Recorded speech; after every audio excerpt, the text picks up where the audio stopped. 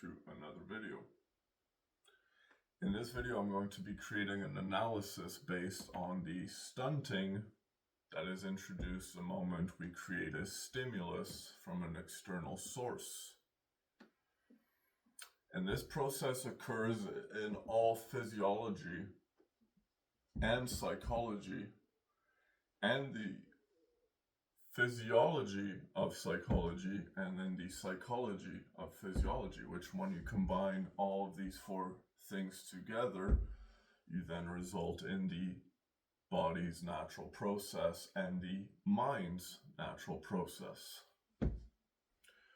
Now, if, for example, if I was to introduce an external source of a body's natural process, I then create an external stimulus, resulting in the internal shutdown of this particular production or said process.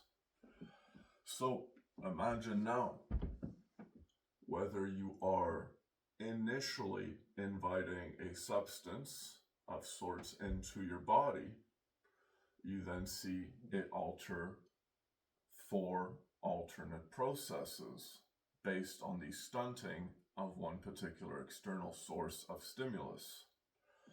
So whether you might take a drug which then increases the saturation of your serotonin within your system, or you could take a steroid or a testosterone supplement which in itself also results in a saturation of serotonin within your system, resulting in now a heightened level of testosterone. So let's dive into the body's physiological and mental processes.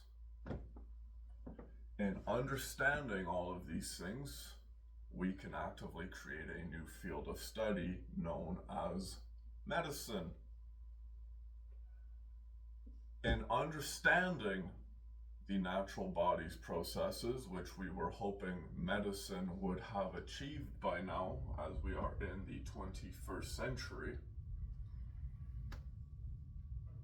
the idea of understanding the body's natural processes is how everything correlates back into one particular natural process known as the human experience.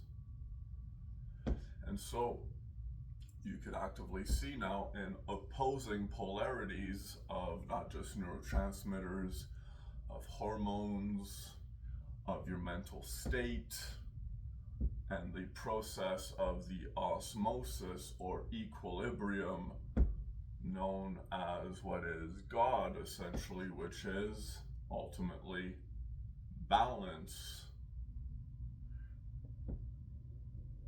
God is that which creates the balance in all life. So what is God in this particular statement? Well, God would be the energy, and the process is the measure at which this energy is then processing itself. And so when you take from an individual process such as introducing testosterone, or introducing a drug, or introducing an external source such as a nutrition, you are actively changing changes not just to your physical body, but to your mental process in the same way, at the same time. Because it is instantaneous. It is an immediate reaction within the biochemistry, resulting in the ether or buildup of consciousness that the body then experiences.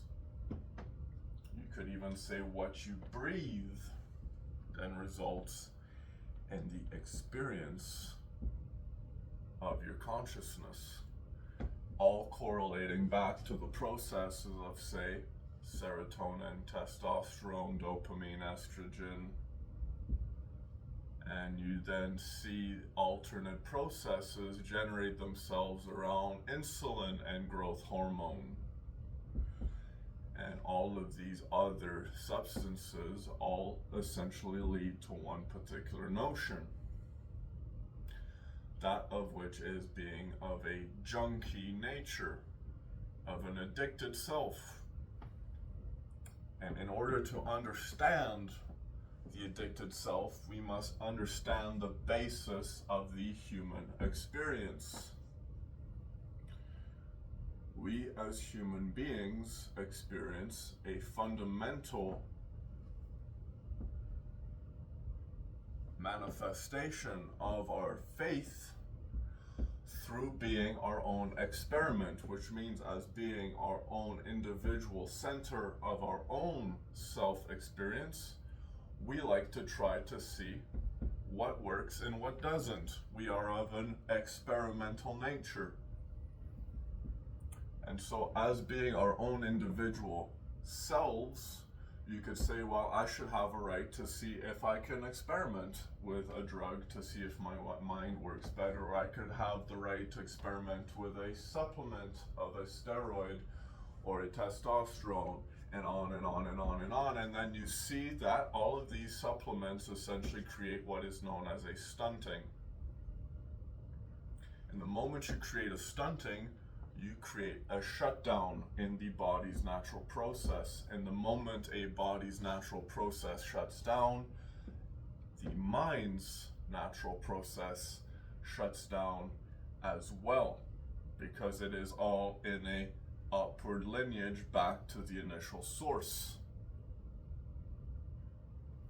And so to heal or create a change, you must find natural ways to create the same altercation or manipulation of your natural body's process and change it in a natural process rather than a synthetic process. When you then look into the idea of, say, serotonin and sativa, estrogen and indica, testosterone and sativa,